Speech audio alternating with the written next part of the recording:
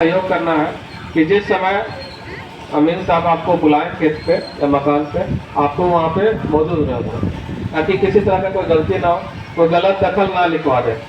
ऐसा भी होता है। और जब किश्तवाड़ प्रक्रिया होगा तो आप लोग अपना खेत का मेड़ ठीक कर लीजिएगा। ऐसा अक्सर देखा गया है कि ट्रैक्टर वगैरह जाता है तो मेड़ को तोड़ दिया जाता है। तो इस चीज़ को ध्यान में रख लीजिए। मेड़ जिनका है सही सही से, किसी का कोई ज़मीन दावे ना, अपना खेत का सीमांकन कर लीजिएगा। क्योंकि हम जब मशीन लेके जाएंगे, हमारा आदमी, हमारा टीम खेत में जब उतरेगा तो हम लोग पहले ट्रांजैक्शन, बाउंड्री, मुस्तकिल, ये सब हम लोग क्लियर करेंगे। ठीक है, हमने आपको किश्तवाड़ प्रक्रिया समझाया। उसके बाद हमारा प्रक्रिया है खानापुरी का। खानापुरी का प्रक्रिया में हम क्या करते हैं, खाना दस्तावेज जो आप लोगों ने फॉर्म में भर के दिया है, प्रपत्र 2 और 3 में जो आपने दस्तावेज लगाया है, उसी का हम लोग जांच करते हैं। कुछ हमारा रिकॉर्ड भी रहता है उसमें शामिल, कुछ अंचल का भी रिकॉर्ड रहता है, और कुछ रजिस्ट्री ऑफिस से हम लोग रिकॉर्ड मांगते हैं और जिला से भी, जिससे हम लोग वेरीफाई करते हैं कि आपने जो दस्तावेज दिया है वो सही है या नहीं। सही है तो आपका रकबा चेक किया जाता है, खाता के साथ चेक किया जाता है, आप उस जमीन के असली मालिक है या नहीं, ये हम लोग उसको चेक करेंगे। उसके बाद खाता खुलेगा। इसमें मेनली दिक्कत क्या आती है कि किन्हीं के पास केवाला नहीं है, किन्हीं के पास रसीद नहीं है, किन्हीं का तो कोई दस्तावेज गुम हो गया या जल गया है। तो इस स्थिति में आपको करना क्या है, आपको उसका नकल निकाल लेना है। अभी नहीं जरूरत पड़ेगा, लेकिन खानापुरी प्रक्रिया जब हम दस्तावेज का जांच करेंगे उस समय आपको मूल दस्तावेज दिखाना पड़ेगा, तभी खाता खुलेगा। और हाई कोर्ट का आदेश है, वंशावली में बेटी का भी नाम देना है, तो इस चीज़ को भी आप लोग गंभीरता से लीजिएगा। अगर वंशावली आप में से किन्हीं का भी वंशावली आप बनाते हैं, खासकर सरपंच जी आए हैं, सरपंच साहब हैं, ठीक है, हम आइए।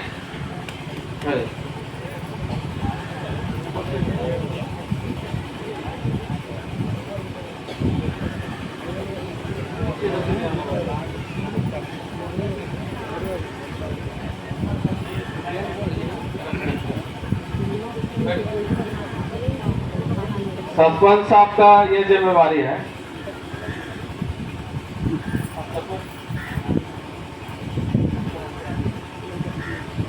सरपंच की ये जिम्मेवारी है कि कुछ ऐसे भी होते हैं व्यक्ति जो बाहर में रहते हैं, तो विदेश में काम करते हैं या दूसरे जिला में या दूसरे राज्य में काम करते हैं, जो इस सर्वेक्षण में नहीं आते हैं। उन सभी लोग क्या होता है कि उनका नाम छोड़ देते हैं या उनके नाम से फॉर्म भरना छोड़ देते हैं। ऐसा नहीं करना है। अगर जिनके सगे संबंधी बाहर रहते हैं उनको अपने बिहाफ में बोल दीजिए सर्विस कार्य शुरू हो गया है, फॉर्म आके भर दीजिए। अगर आ नहीं सकते तो आप दस्तावेज दे दीजिए, हम भर देंगे। अगर जिनके भी गोतियाँ वगैरह लोग बाहर रहते हैं उनका याद से फॉर्म भरवा दीजिएगा, क्योंकि फॉर्म भरवाने से क्या हुआ कि आपने एक क्लेम किया है, आपने क्लेम ये किया कि फलना जमीन हमारी है, उसका आगे का दायित्व हमारा है, उसका जांच करें, उसका खाता खोलें। ठीक है। और वंशावली में किसी भाई का नाम नहीं छूटे, अगर मृत है या नावल्द हो गए हैं तो इस चीज़ को भी दर्शाना है। बेटी का नाम देना है वो तो अनिवार्य है, हाईकोर्ट का आदेश है। बाकी हिस्सा देना या ना देना वो आपका निजी मैटर है, इसमें हम किसी भी तरह का हस्तक्षेप नहीं करेंगे, लेकिन वंशावली में नाम देना अनिवार्य है बेटी का। यह हमारा हो गया खानापुरी प्रक्रिया। खानापुरी प्रक्रिया जब हम समाप्त करते हैं तो आपसे एक वेरिफिकेशन लेते हैं। हम आपको 2 पेज का डॉक्यूमेंट देंगे। एक पेज को कहते हैं खानापुरी पर्चा, जिसमें आपका जमीन का ब्यौरा लिखा रहता है। एक पेज होता है LPM, लैंड पार्सल मैप, जिसको आप लोग नजरी नक्शा भी बोलते हैं। जैसे आपका 10 खेसरा है तो आपको 10 नजरी नक्शा दिया जाएगा आपके ही खेत का, बस उसमें 34 दर्शाया रहता है कि उत्तर कौन है, दक्षिण कौन है, और रकबा दर्शाया रहता है, ताकि अपना आप चेक कर लीजिए कि जो प्रारूप खतियान, ड्राफ्ट पब्लिकेशन और पत्र 7 जो हमने बनाया है, खतियान जो हमने एक प्रोटोटाइप जो बनाया है वो सही है या नहीं, किसी प्रकार का कोई त्रुटि तो नहीं है, किसी का नाम गलत है, किसी का पिता का नाम गलत है, जाति गलत है, पता गलत है, या मोबाइल नंबर या आधार नंबर गलती से मिस्टेक से गलत हो गया या गलत एंट्री हो गया, या किसी गलत व्यक्ति के नाम पे खाता खुल गया, या आप लोग से कंफर्मेशन लेते हैं। आप लोग अगर इस चीज़ से संतुष्ट है तो ही काम आगे बढ़ेगा, अगर संतुष्ट नहीं है तो आप दावा आपत्ति कीजिएगा, सुधार कर दिया जाएगा। आपको सुधार करने के लिए टोटल 3 मौके दिए जाएंगे। एक मौका हमारे तरफ से कानूनगो पदाधिकारी की तरफ से दिया जाता है, एक मौका सहायक बंदोबस्त पदाधिकारी हमारे वरीय पदाधिकारी होते हैं, एक मौका उनके तरफ से दिया जाएगा। आखिरी मौका जो होता है हमारे बंदोबस्त पदाधिकारी मुख्यालय जो जिला में बैठते हैं, जो डिस्ट्रिक्ट मजिस्ट्रेट रैंक के होते हैं, उनके पास आपका आखिरी मौका।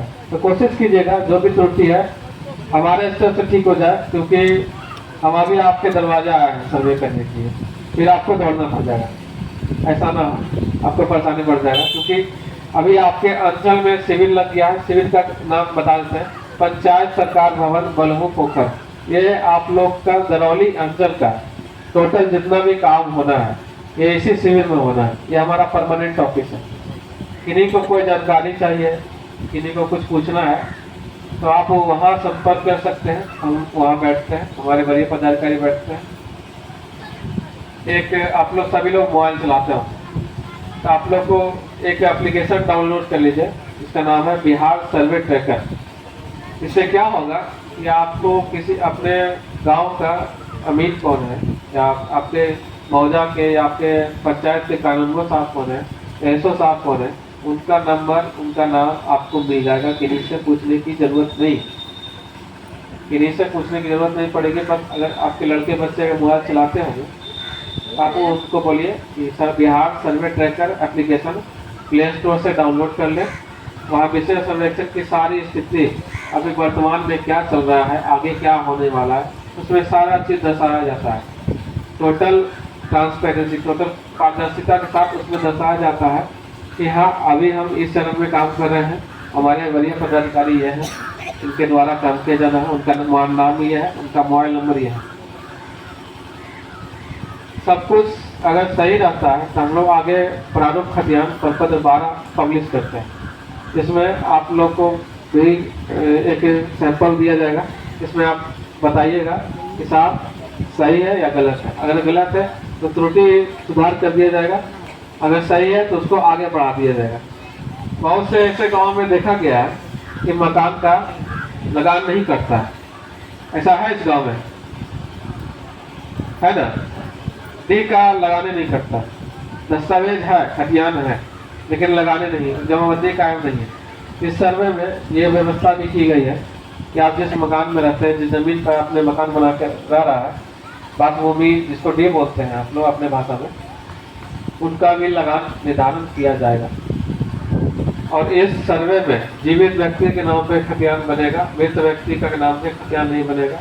अगर मान के चलिए आप सपोज कीजिए, एग्जाम्पल देते हैं कि कोई फला 5 भाई है, अगर 5 भाई में आप लोग ने लिखित में बंटवारा कर लिया और खेत पर भी बंटवारा आपका हो गया है, तो आप लोग का अलग अलग नाम से खतियान बन जाएगा।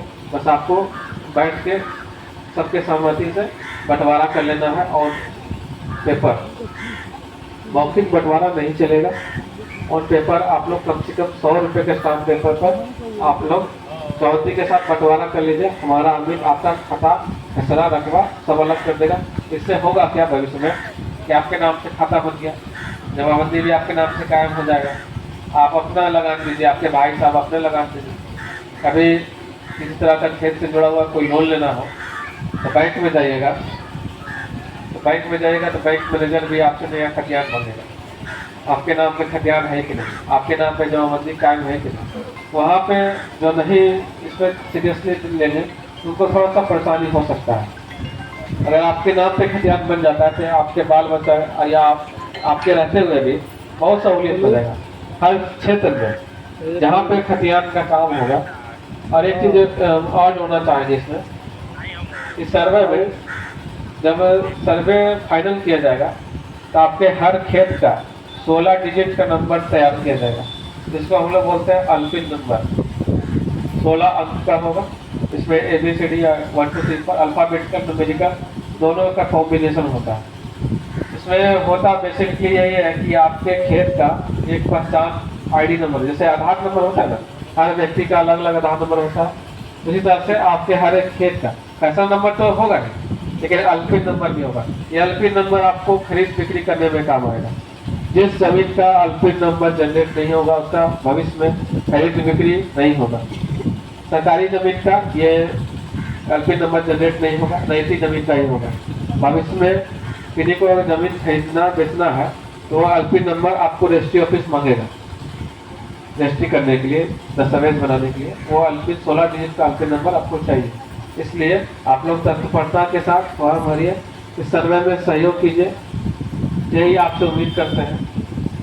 यह हमारा हो गया प्रारूप प्रकाशन, यह हमारा प्रारूप प्रकाशन तक का काम हम आपको बता दिए। इसके बाद हम लोग जो हमें बताए कि डी का लगान नहीं लगता है या खेत का लगान लगता भी है, तो हम लोग सब लगान को रिवाइज करेंगे। रिवाइज करने का जैसे मतलब हुआ जैसे मकान का लगान नहीं लगता है, तो मकान का लगान हम लोग 5 रुपये प्रति डिसमिल के साथ लगाएंगे। और खेत का धान बीज आपके जो भी धान गेहूँ उगाते हैं उसका 1 रुपया प्रति डिसमिल के हिसाब से लगान बांधेंगे। यह हमारा प्रपत्र 18 का जो हमारा DCR पदाधिकारी होते हैं वो इसको अनुमोदित करते हैं। जब हम लोग उनके समक्ष लेके जाएंगे, क्योंकि हमारा रेंट का लिस्ट तैयार है, बस सर्वे हो जाना है। सर्वे होने के बाद और हम लोग उसको अटैच करके हम लोग बड़े पदाधिकारी के सामने भेजते हैं, और वहाँ से अनुमोदन हो जाने के बाद वो आपका लगान फिक्स हो जाता है।